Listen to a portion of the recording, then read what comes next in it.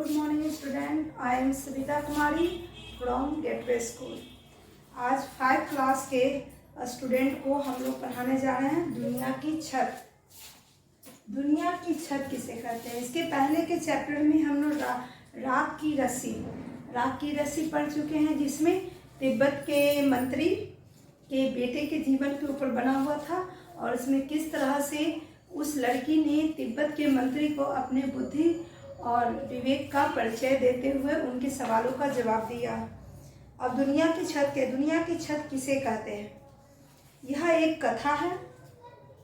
हर एक प्रत्येक जगह की बारे में जानने के लिए उससे जुड़े जलवायु के बारे में जानना बहुत आवश्यक होता है। दुनिया की छत एक पठारी इलाका है जहाँ पे भगवान बुद्ध का एक मंदिर बना हुआ है और उस मंदिर की क्या खासियत है, वह मंदिर इतने भूकंप आने के बाद में भी तिब्बत में वह मंदिर क्यों नहीं टूटता है, उसे दुनिया का छत क्यों कहा जाता है, इन सभी सवालों का जवाब हम लोगों को इस चैप्टर में पढ़ने के बाद मिलेगा। इलाके की जलवायु, रहन सहन, खान पान और संस्कृति को समझना उपयोगी होता है। राख की रस्सी एक लोक कथा है, तिब्बत से संबंधित है, जिसे दुनिया की छत कहा जाता है क्योंकि वह ऊंचे पठार पर स्थित है। हम लोग 3 तरह के स्थानों के बारे में क्लास में वर्ग में हम लोगों ने डिस्कस किया था कि एक पहाड़ होता है, उसके बाद पठार होता है, उसके बाद मैदान होता है। हम लोग जिस क्षेत्र में रहते हैं उसे मैदान कहते हैं और हिमालय है वो पहाड़ है, पर्वत है।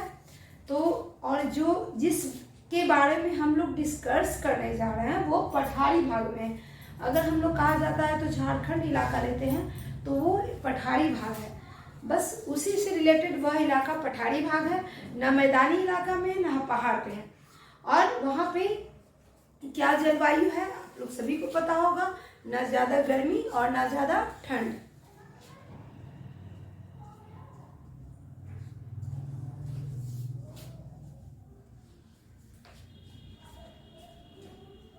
तिब्बत में लगभग 1500 झीलें हैं। झील ऑलमोस्ट ऊंचे भागों से ही नीचे भागों में आती है। तो हम लोग सभी जानते हैं कि जब पठारी भाग का जिक्र हो रहा है तो वहाँ झीलें ही मिलेगी, ना कि नदियाँ। बर्फ के पिघलने से झीलों का निर्माण होता है, हम लोग सभी इस बात को जानते हैं। वहाँ के पेड़ पौधे भी अलग होते हैं, वहाँ के जीव जंतु भी अलग होते हैं।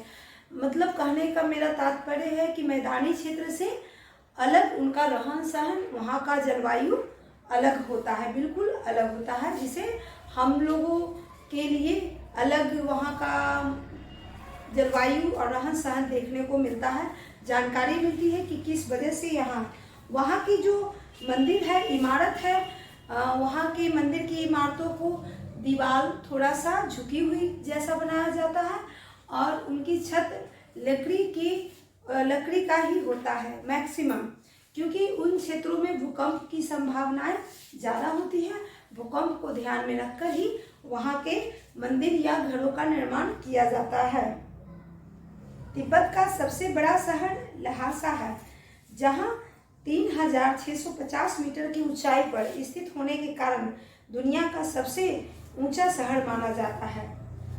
कपड़ों तथा खाने पीने के लिए यहाँ बाजार प्रसिद्ध लहासा का नाम हम लोग सुने होंगे। तिब्बती लोग घर को बनाने में कारीगरी अनोखी, लकड़ी के बहुमंजिले घर, अभी हमने बताया कि लकड़ी, पत्थर, मिट्टी, सीमेंट घर भी बनाने लगे हैं। अब पहले मैक्सिमम लोग लकड़ी का ही बनाते थे। जैसे जैसे भूकंप का झटका वहाँ कम होने लगा है, तब वहाँ के लोग थोड़ा पत्थर ईंट का भी घर बनाने लगे हैं, वो भी भूकंप रोधी, यानी कि गहराई में पिलर देकर, ताकि भूकंप के हल्के झटके से वह टूटे नहीं। तो जैसे जैसे सभ्यता विकसित होने लगा है, लोगों का रहन सहन भी परिवर्तित होने लगा है। तो इस प्रकार हम लोग दुनिया की छत के बारे में पढ़ चुके कि वह किस इलाके में है, वहाँ का जलवायु कैसा है, वहाँ का घर इमारत कैसा होता है और दुनिया की छत इसे क्यों कहते हैं, क्योंकि ऊंचे क्षेत्र पे है। हम लोगों के घरों से काफ़ी ऊंचे जगह पे है। अगर कहा जाए तो पहाड़ पे तो घर होते नहीं हैं, घर होते हैं मैदानी क्षेत्र में, लेकिन यह पठार में बना हुआ है, ऊंचा आकृति का बना हुआ है, तो इसलिए हम लोगों के घर से काफ़ी ऊंची है, इसलिए दुनिया का छत इसे कहते हैं। आज हम लोग दुनिया की छत के बारे में समझ गए हैं। अगले वीडियो में हम लोग फसलों के त्यौहार के बारे में पढ़ेंगे, जो चैप्टर 2 है। मैं थोड़ा सा इसमें हिंट्स देना चाहूँगी।